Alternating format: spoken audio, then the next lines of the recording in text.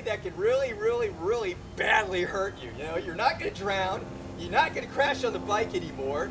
So, and the best part is, because of all the drafting rules and everything on the bike, you know, you can sit and talk with people and just kind of socialize as you're going through the run section of the triathlon. That's the greatest part. No drafting issues. Okay, but if you're just strictly going to do triathlon and you're not going to focus on road racing, good news also. You don't have to train at the same volume that most single sport runners, like Michael. Michael's a great runner, deals with everything from the 5K up to the marathon there. You know, and Michael's volume that I usually train my folks with is a lot higher volume than you probably need. Basically, what you need is 4 basic workouts. I know, let me keep the thumb out of the way there. 4 basic workouts that you need. 1 is a steady state run. This will teach you pace sets. This will teach you how to maintain a nice quick pace over an extended period of time. You know, for example, within the context of mere mortals, you could run out for 15 minutes, run back for 15 minutes, and try to keep your pace steady. The second one is what's called a progressive tempo run. This will teach you an easy start coming out of T2. A lot of people, inexperienced triathletes especially, will go blazing, hell-bent for election out of T2. First mile, they're hauling butt, and then they end up dying. So what you want to do is you want to go out easy out of T2. So the progressive tempo run helps you to do that, to be a little bit conservative there. Go out 20 minutes. When you come turning around, start increasing your pace for 15 minutes back.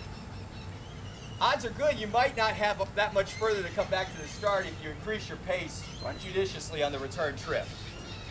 And then once you get to 15 minutes, just jog or walk the rest of the way back to the start. It ain't going to be all that much, probably. Interval workouts. These don't have to be necessarily limited to the track.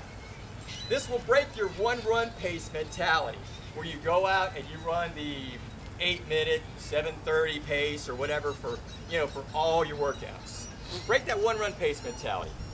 Go out easy for 15 minutes. Then when you turn around, come back, run hard for 30 seconds. And then take about a minute to recover.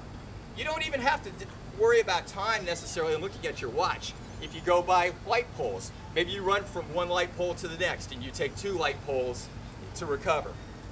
Everybody with me so far? That's 3. 4, this is also important. Easy runs, recovery runs. You gotta have them. 20 to 30 minutes, one time, maybe 2 times a week. Or, another thing I can recommend is just a simple, short run, not exceeding a mile after your swim or your bike workouts. That way you get used to that brick feeling. You know, get used to what it's like to go out of one discipline into another. I got everybody? Good. So, summary. Fatigue makes triathlon running a whole hell of a lot different than road running, so you got to be mindful of it. Make sure that you keep proper form and posture. And remember that you don't have to train in exactly the same way as a road racer.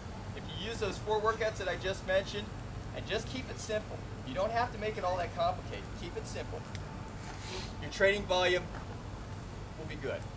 Your training will be good, and you'll have a good race. Any more information that you need, or if you have any questions, please don't hesitate to ask me. Or go to www.emeraldcoastracingteam.com for more information. Also, if you want to send me an email, it's emeraldcoastracing